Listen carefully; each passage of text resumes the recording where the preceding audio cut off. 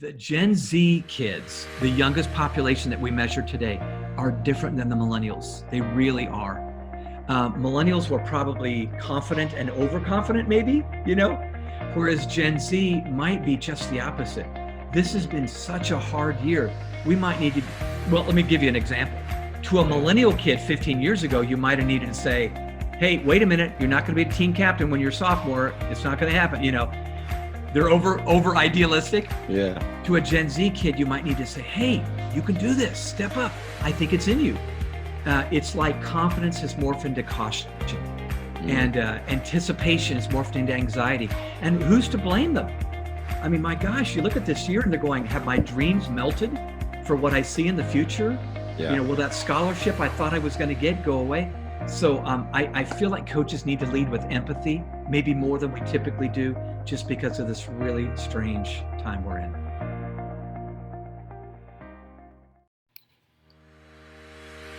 Thank you for tuning in to this episode of the Elevate podcast. I have another great guest for you this episode. If you're tuning in to elevate your mindset, your game, or just your day, you have come to the right place. This episode, my guest is the founder and president of Growing Leaders, an Atlanta-based nonprofit organization created to develop emerging leaders. Since founding Growing Leaders in 2003, he has spoken to more than 300,000 students, faculty, and staff on hundreds of campuses across the country. He has also provided leadership training and resources for multiple athletic programs, including the University of Texas football team, the University of Miami football team, and the University of Alabama athletic department, as well as the Kansas City Royals. He has also written more than 25 books, including the best-selling Habitudes, Images That Form Leadership Habits and Attitudes, and another one of my favorites, The IY Generation. He has also worked alongside internationally recognized leadership expert Dr. John Maxwell for the past 25 years. And according to John Maxwell, no one teaches leadership better than him. Welcome to the Elevate podcast, Dr. Tim Elmore.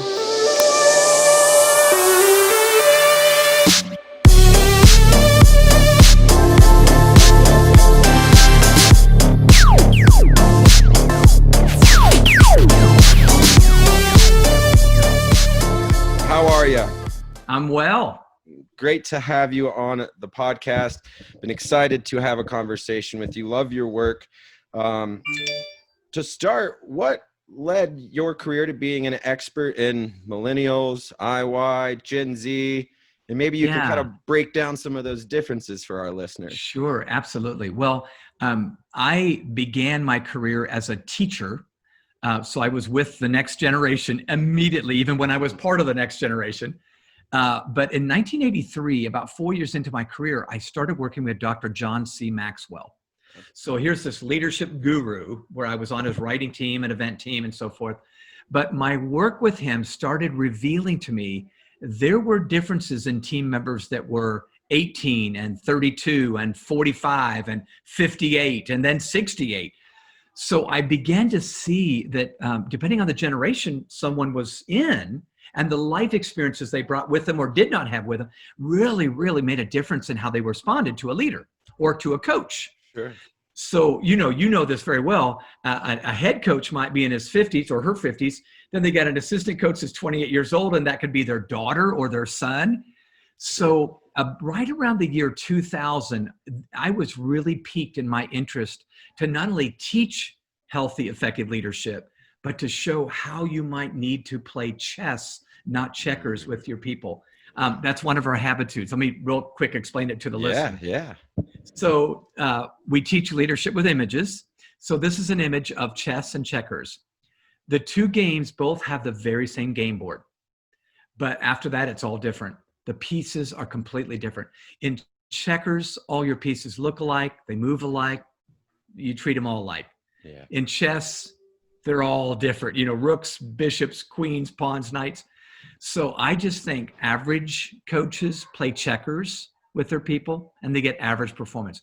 Great leaders and coaches play chess and they find out who they are. So in one sense, it's about realizing Xers are different than millennials that are different than Gen Z. And that's what we want to do with people that we work with. Yeah.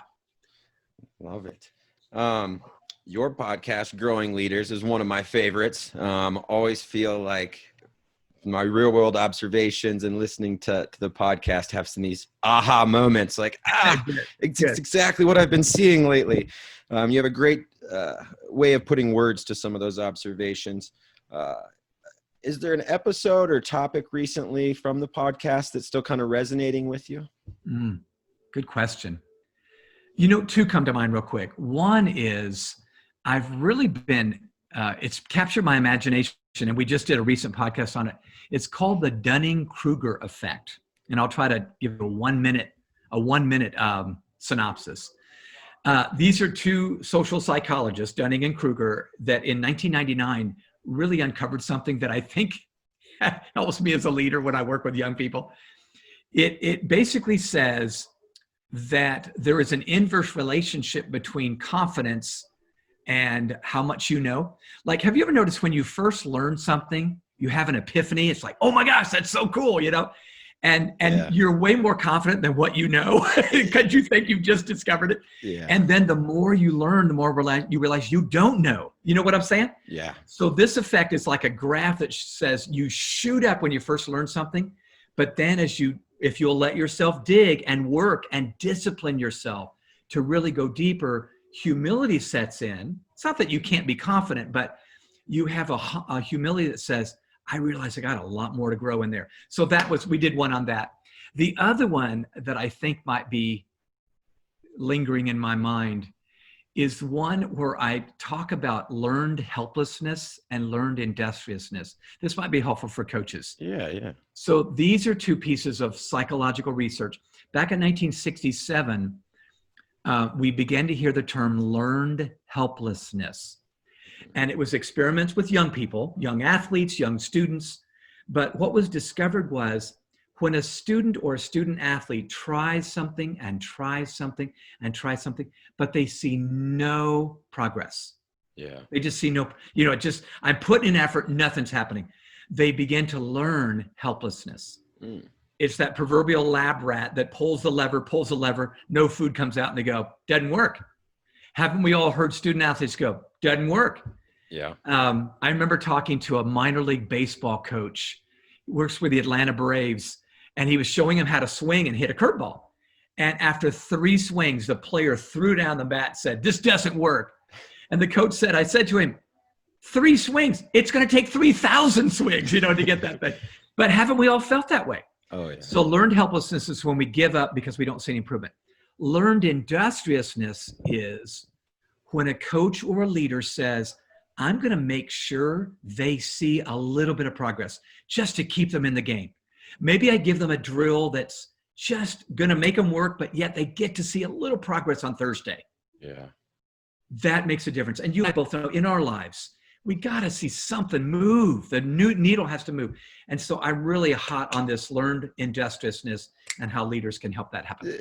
I think there's some other, I can't remember where I came across the other research where, some of the greatest real motivation that we have is seeing that progress. Yes. And when there's an absence of it, it's exactly just like you said, I feel like. Yeah. So I've had that situations coaching where maybe practice, like we need to change things up and get the little progress from this side of the ball. Yeah, that's right. Absolutely. And you intuitively knew that. Well, can I tell a quick story? Yes. So I'm talking about this topic with John Maxwell, who I worked with for many years. And John's this incredible best-selling author in leadership. And as I described this research, John goes, wow, that sounds like me and my brother Larry. I said, what do you mean? He goes, well, when I was growing up, he said after dinner at nighttime, he and I would go into the living room and we'd wrestle. Now Larry was the older brother. John's in middle school. Larry's in high school. So Larry wins every time because he's bigger, older, more experienced. So John's dad walks into the living room one night and sees his 2 sons wrestling, and Larry pins him to the carpet immediately that night. And so Melvin, the dad, says, hey, Larry, let me wrestle John tomorrow night. I want to wrestle my son. So John goes, oh my gosh, I lost to my brother. I'm really going to lose to my dad, But what his dad did was very wise. He understood learned industriousness. And so they got down in position and the match started. And John told me, as an adult, he said, my dad made me work my butt off, but he let me pin him. After several minutes, I was exhausted. He let me pin him. He said, Tim, two things I noticed after that. One, I always had confidence because I could pin my dad. And number two, Larry never pinned me again. Ooh, yeah. Because I had seen something happen, progress. So coaches listening, I don't know what this looks like in your drills or your practices, but if they can just see something each week that you go and you point it out and say, that was improvement, something just goes on in our brain, I think. I think is experience, especially high school student athletes recently, they sometimes when we're in more normal times and you got to observe a bit more, they get so busy with the schoolwork and their athletics and their lives. Sometimes they don't even notice the progress that they've made. Yeah, that's true. Too close to it. And I remember just so many times I've like, have you understood how far you've come in a month? Or and they kind of look at you silly, and it's just find those points that you can show them that progress. So love that stuff. That's the key, showing them. Yeah. I'm sorry, I interrupted. Go ahead. No, sometimes they don't even notice their own achievement because they're just on to the next thing or distracted. Why? I love the way you talk about emotional intelligence. Why do you find that, at least in our culture, it seems to be under-taught and over-talked about? Yeah, that's a great question. Let me see if I can give you a substantial answer. I think a couple of things come to my mind. One is, I think we got ambushed by smartphones. I'm not against smartphones, but when we spend so much time on a screen, our EQ really doesn't grow, at least not yet. We've not figured out a way yet to grow people skills, teamwork skills, that sort of thing. So I think that as screen time has gone up, and it has in all of our lives, our soft skills are, just being a good teammate, because I can read body language and I can read facial expressions and paraverbal and nonverbal communication, all that stuff. That's what makes me a good teammate. It's not just, what you said, but how you said it. So I think we talk because it's a vogue term, but I don't know that we really learned it. And the reason I underscore it for coaches and student athletes is, I think learning emotional intelligence takes a good team and can make them a great team. I really, really believe that. In fact, when I talk to kids in school, students, here's what I often say. This is an art, not a science, by the way, but here's what I say. Success in school is 75% IQ, 25% EQ. In the real world, it's just the opposite. 75% EQ. I mean, of course you want to be smart, but what employers are asking for, can you work with people? Are you good with communication? Can you lead a team? And aren't coaches screaming for this? So I am just a fan of, let's find ways to build those soft skills inside the hearts of our athletes. So they're not only good at blocking, tackling, hitting and bunting or whatever, but they're also good at being a good teammate. So I think it came from your work. I think in one of your books, you posed that question kind of in the way of when people are hired and fired. They kind of can see what your IQ or what their needs are on the resume. It's really the EQ. And then it's usually when you're not an EQ fit that something's got to happen within that team. True. Yeah. And so, it's so true. What's one thing coaches, educators can do to maybe better understand their chess pieces that they're working with? Yeah. Well, one helpful thought might be that we need to understand that both psychology and sociology are at work. So psychology, you know what that is. You and I have different personalities. We're individuals that have different. Coaches need to know, I got chess pieces on this team, and they're going to have different personalities. Some need an arm around their shoulder, and some need to be yelled at. That's just what they respond to. The other piece, though, is sociology, and that is the narrative, not of an individual, but of a group, a culture. So sociologically speaking, America is going through a narrative in 2020. This year sucks. I mean, it's hard. It's a hard year. So it's just good for coaches to know there is a personality of a generation, and there's a personality in my individual team members. That's number one.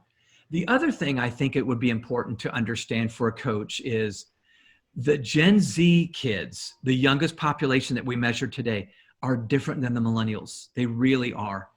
Millennials were probably confident and overconfident, maybe, whereas Gen Z might be just the opposite.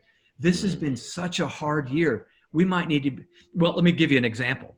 To a millennial kid 15 years ago, you might have needed to say, hey, wait a minute, you're not going to be a team captain when you're a sophomore. It's not going to happen. They're over idealistic. Yeah. To a Gen Z kid, you might need to say, hey, you can do this. Step up. I think it's in you. It's like confidence has morphed into caution, and anticipation is morphed into anxiety. And who's to blame them? I mean, my gosh, you look at this year and they're going, have my dreams melted for what I see in the future? Yeah. Will that scholarship I thought I was going to get go away? So I feel like coaches need to lead with empathy, maybe more than we typically do, just because of this really strange time we're in. Yeah, I think it pains my ears. I've probably said it out my own mouth a few times of this. As you try to be empathetic with student athletes or kids going through this unusual time, it's just really hard to put words to it, I think, because and reflecting on myself as a teen, I'd be a mess. Me too. So in the book, IY Generation, I love this. It's just a coaching lesson. You talk about good training includes explanation, examples, experience, and evaluation. Can you talk about that process real quick? Yeah. So if training were a recipe, there are 4 ingredients that make it work, at least from the human standpoint. The first one is explanation. So I believe there needs to be a verbal explanation or description of what it is we want them to do. We need to find clear ways. Maybe they're metaphors, maybe they're analogies, maybe it's just a pithy phrase. We all have those, don't we? Bam, there it is. So, and in our case, we use imagery, chess and checkers, rivers and floods. It's about focus. So I think we need to find a way to verbally, even if we're not an eloquent communicator, find a way to verbally explain what we want them to understand. But I think just telling them doesn't do the trick. That's where the next piece comes in, which is examples. It can't be just tell and tell. It needs to be show and tell. So people do what people see. So you not only explain it, coach, then you say, okay, look out there in the field. Look on the court there. See what he's doing? That's exactly what I want you to do. Suddenly it becomes more clear when I get to watch a model. So that's explanations. But then the next one is experiences. I think you would agree with me, and listeners, I think you would agree with me. I got to get up off my butt and do it. I can't just hear a talk and circle a multiple choice test or even just see it. I've got to do it. And learning happens best for most kids by just doing it. And that means it's messy because they're probably not going to do it right the first time. Yep. But haven't we all heard in our past at some point, experience is the best teacher?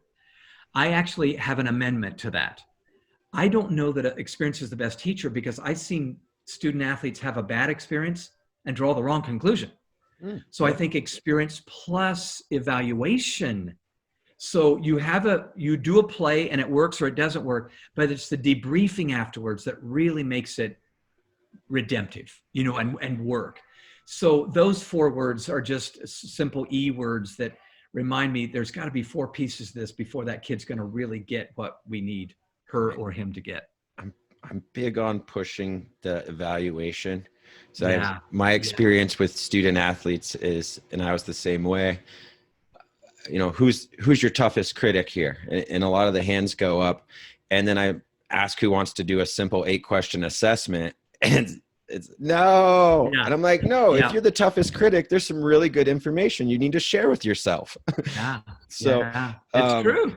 It's true. Getting them to realize that the evaluation is always I think detaching judgment from evaluation. Yeah, you're exactly right. You hit on something great, which reminds me, it's probably good for me to get permission from that young student athlete, even though you're the coach, you're the authority. I think it's good. Hey, do you mind would you be open if I shared a tip or a thought? And then you get them just like you're nodding to me right now. You're nodding because they're not going to say no, probably. And then you have permit. You said, well, you told me I could give you some insight. Yeah. So I just think that kind of hard conversation deserves that. Can I share another habitude with you? Please do. If we have a minute. Okay. So this is one of our brand new ones in the course, Habitudes for Life-Giving Leaders. It's called, you're going to love this one. It's called Surgeons and Vampires. surgeons and vampires. So think about these two characters, okay? Surgeons and vampires both draw blood. You don't look forward to seeing either one of these guys, okay? Right. But here's the difference. A vampire usually sneaks up on you, bites you in the dark, you never recover. A surgeon also draws blood, but well-lit room, everybody knows what's about to happen.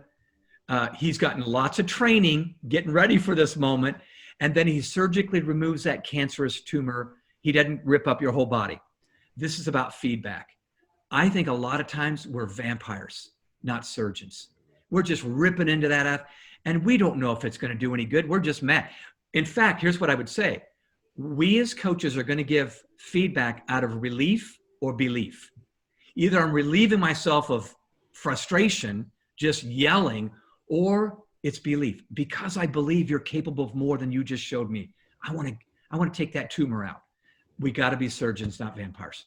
I love that. That's I was far away from getting to medical school, but I still can be a better surgeon, I think, in my day-to-day life. Me too. Me too. A lot of challenges in the foreseeable future for the Gen Z and other generations, and even us. What leadership challenges do you foresee, especially maybe in the educational student athlete kind of space over the next 12 to 24 months? Gosh, where do you begin? Here's one thought that immediately comes to mind. I find myself saying this to educators and employers as well as coaches. I believe we're all going to come out of this atrocious year, 2020, with a narrative. Is either a really bad year or it was whatever the description is we have. If we don't guide our young well, they're going to have a negative narrative about this year. And why wouldn't they? Look around us, protests, pandemics, panic attacks, polarization politically, all kinds of P's there. So I would say the number one job we as leaders have in the lives of this next generation is to help them with an accurate memory, but a positive narrative at the end of the year. Accurate memory, I remember all the good and the bad, but I've got a positive narrative.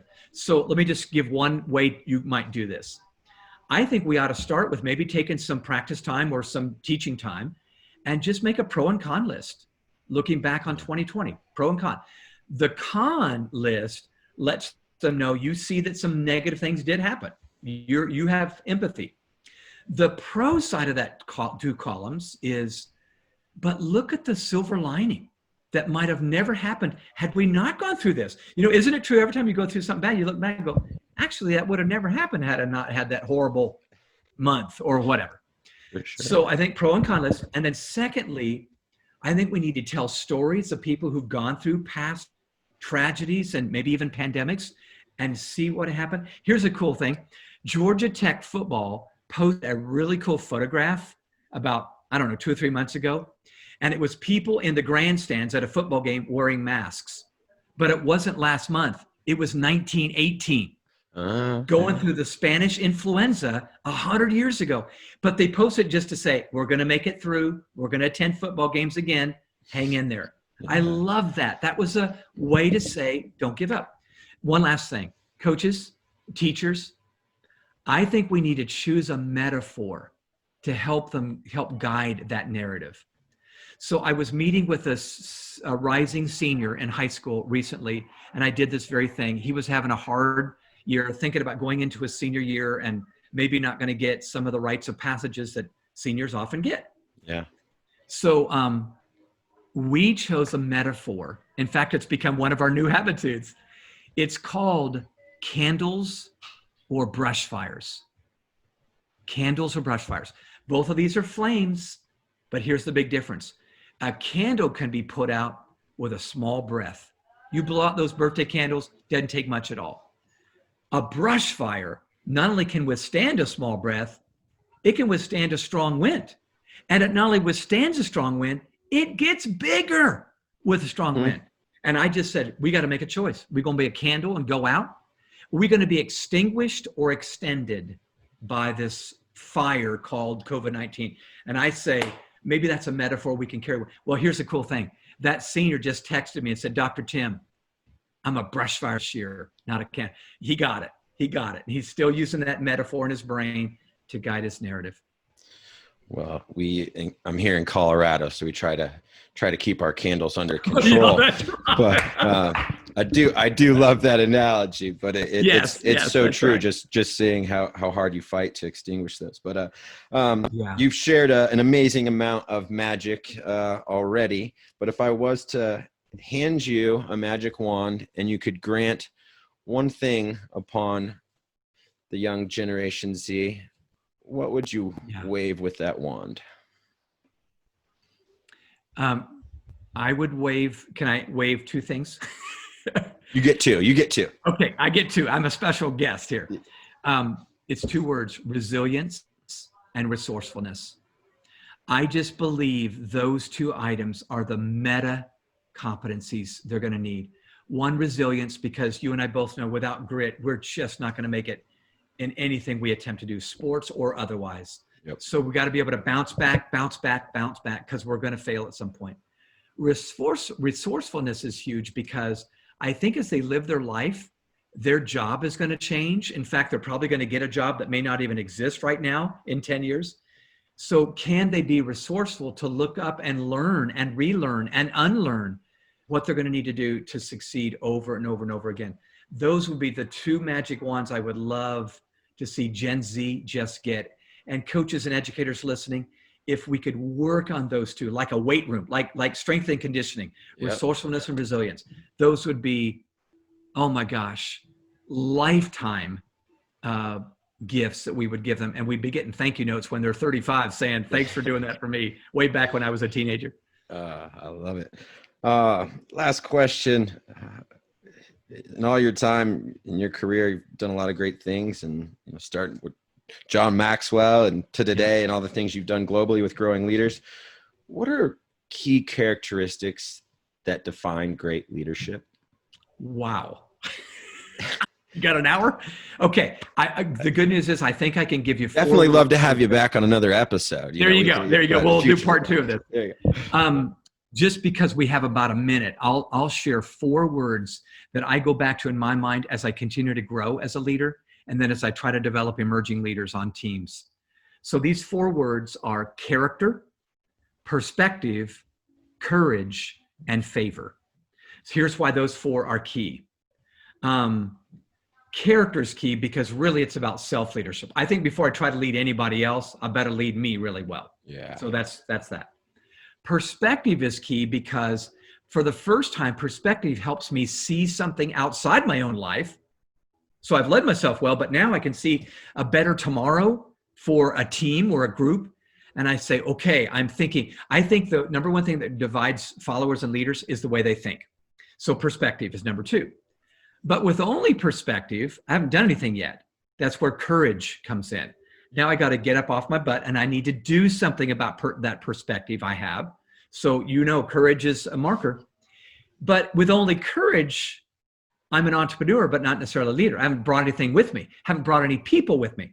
So the favor piece, I don't know if that's the best word, but favor means I know how to attract and leverage the gifts of other people on that team. Great quarterbacks are great examples of this. Yeah. He's got that ball. He's handing off. He's throwing it downfield. He's doing a lateral option play.